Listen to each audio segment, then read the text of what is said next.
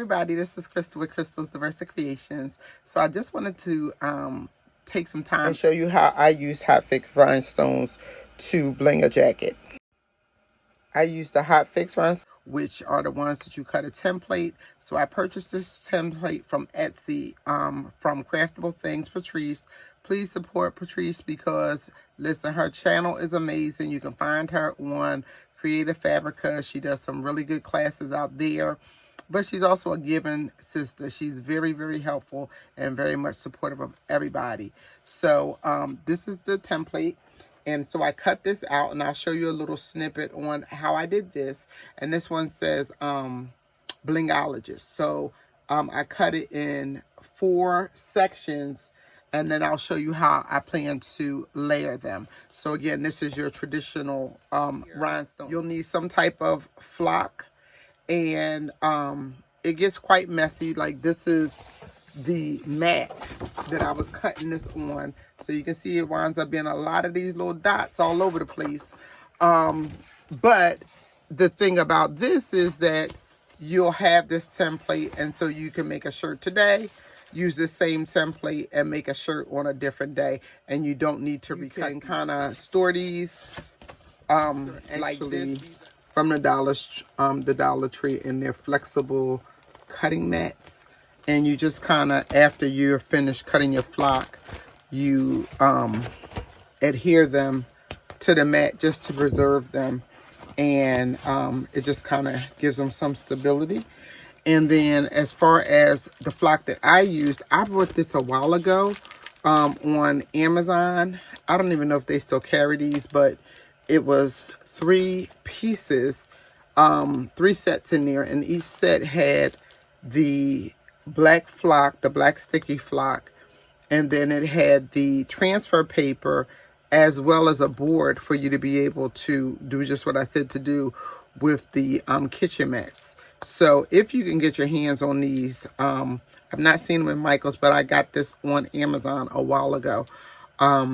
This is actually a good buy. If not, they have different ones. And again, check out Patrice because she does some amazing videos, and she goes over some different types of flocks that are available and that, you know, work well. So one of the things to pay attention to when you purchase a rhinestone design is the size, because you'll need to bring your design in or size it if it doesn't come in when you put it into Cricut. Keep it as a group and size it to the size that is indicated on your design in order for your holes to cut perfectly. So make sure you do that. That is a must. Here I'm just trying to lint roll off some of the dots in order to save some work on the back end. And to be honest, this dealing with the template is probably my least favorite part of this entire rhinestoning process. But you got to take the good with the bad. So here I'm just separating the flock and putting it down to the mat. Also, this is another opportunity for some of the dots to come off. So you'll see that there was some left behind when you remove it from the backing.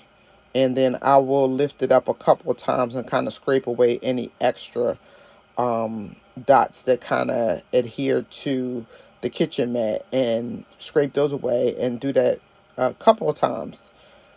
Yeah, so getting rid of more of those dots, and then any paper that's left behind, we want to go ahead and get rid of that as well.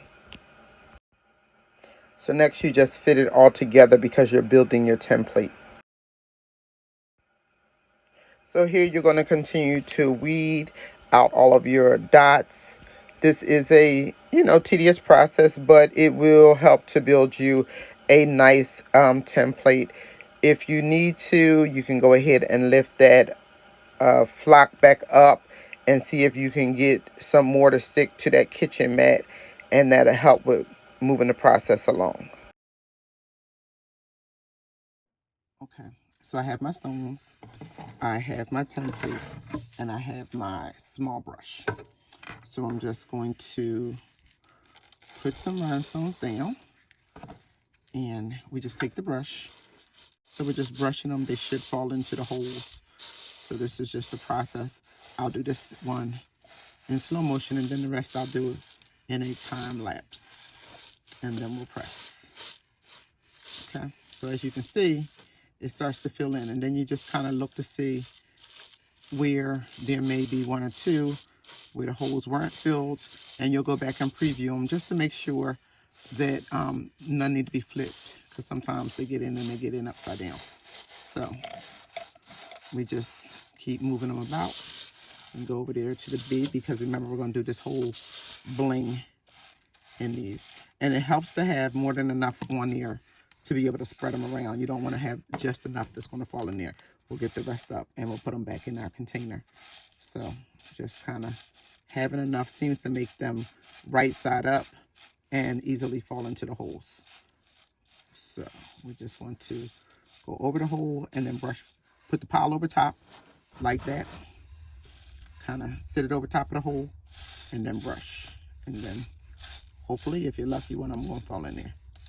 Okay. So we only got this hole right here. So we just put a whole pile over it and then brush around. And sometimes it winds up making one come out of a different hole, but when you get to the end, if it's just one hole, it's just easy enough to just go back, use your rhinestone picker and fill in that one hole manually. Not that all this is manually, but individually. Okay. So we have that. So the B appears to be finished. We can do that one for the L. I don't know if y'all seen that one jump right back out. So we have the L there.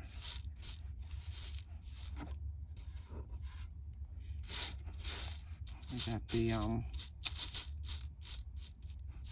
top of the I.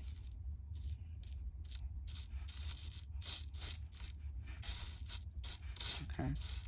So the hardest part with this when you're using a template is actually the time it takes for it to cut, which I mean, it's on usually some type of cutting device. You're not doing this by hand. And then the real time consuming piece is plucking out all of them dots. Because it's not only time consuming, it's extremely messy. So, but the good thing is you get to reuse this template over and over again. Okay. So now we're down to the N. And we'll get that filled in. One more try. If not, we go back and just fill it later. Okay. And then the last part. So we fill in that final letter. We move down to the allergist, which is a single row letter. So they're a lot easier than the multi-layer letters when you're filling in the rhinestones.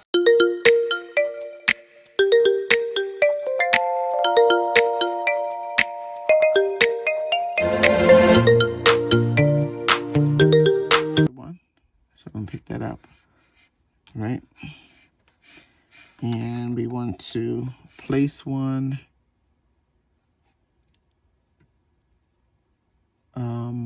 let's see, right here. Right there. Get that there. And I see another one.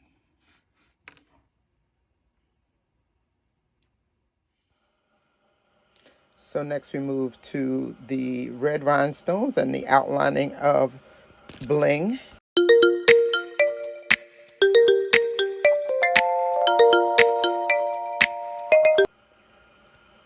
So the final part of our template that needs to be filled in is the lower portion of the Bling. So we go ahead and get that filled in.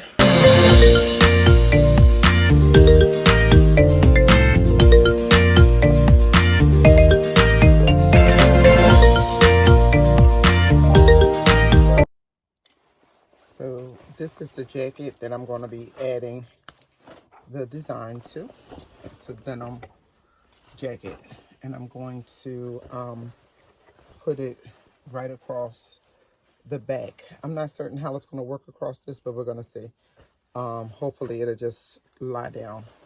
So let's go to the press.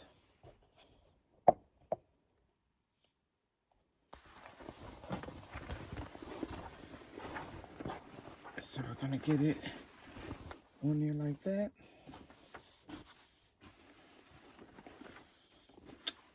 Make sure that it's centered. That seems to be about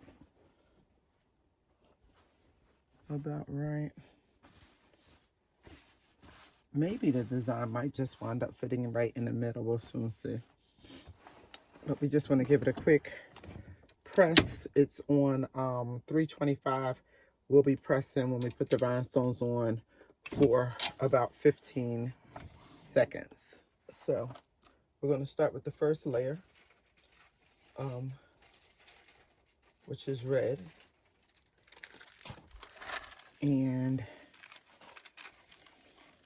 you can kind of estimate that this is the center right about here.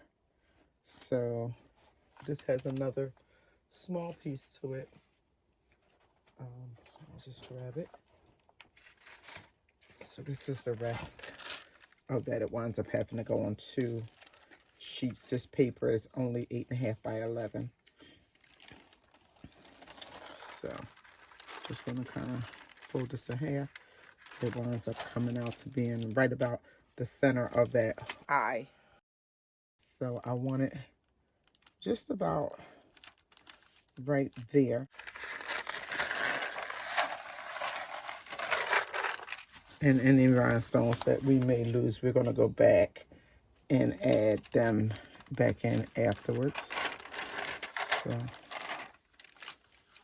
just get it laid down and try to make sure that it's straight. It's like about a solid finger. We're just gonna press 325 for 15 seconds.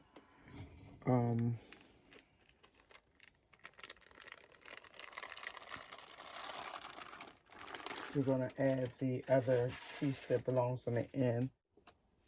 Okay, so next we'll be adding in the bling piece. So we have to make sure that we fit this in perfectly so that it lines up inside the existing letters. So just kind of laying it in there, and it looks actually pretty good. Just gotta watch that side right there. So that's what we got, and we can go back and fill in any spaces, but this is what it's looking like right now. Okay, so we're going to go ahead and take this one off.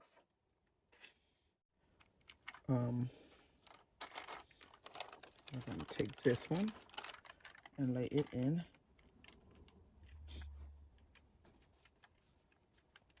So pull that down a little bit.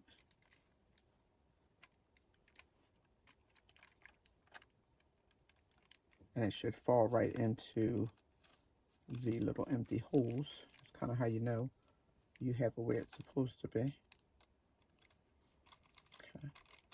it's looking good. There's a another little piece that goes right here on this side. I'll grab that one. Okay, so this is the last little piece that belongs over here.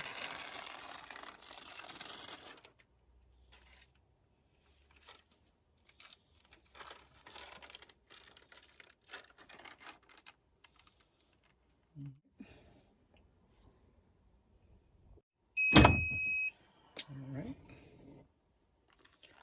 And the last piece of it is the ologist piece that goes there. So that's this right here.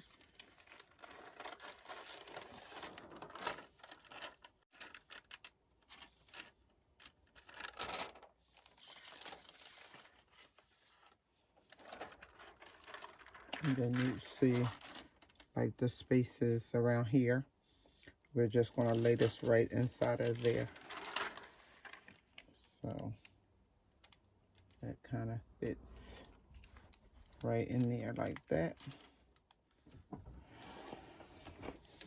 And then what we'll do is when this comes up, and now that we've got all of the colors down, we will get some excess stones just to kind of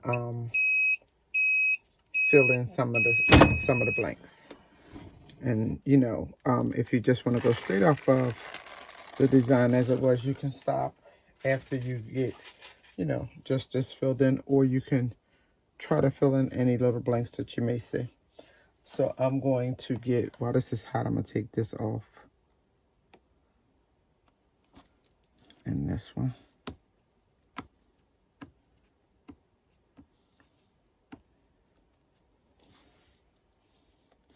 And I'm going to get some of the clear rhinestones so we can just fill in where we didn't get full coverage or the rhinestones fell off or whatever happened.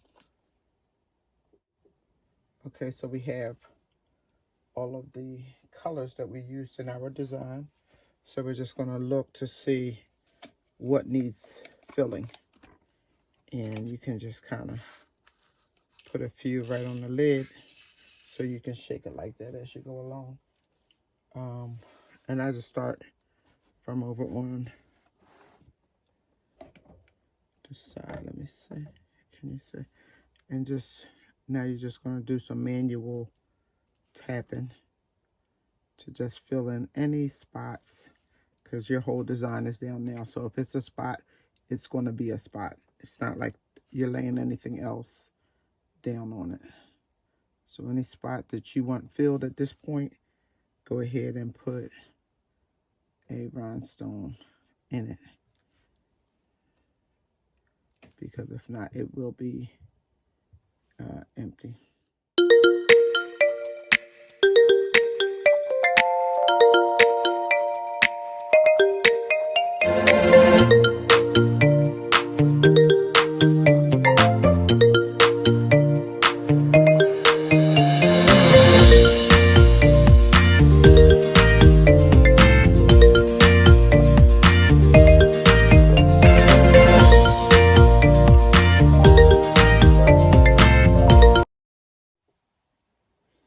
Okay, so we got all of our extras added in, and we're going to go ahead and press.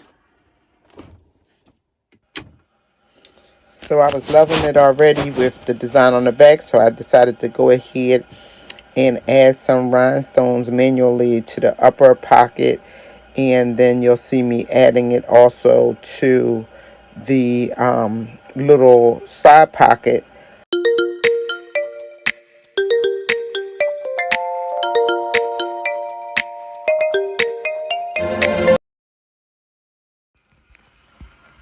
I love the way that this jacket came out. I love the front. I love the back. I loved it so much I made a hoodie to go with it. And like I said before, the beauty is that you can reuse these templates. Your work is not in vain.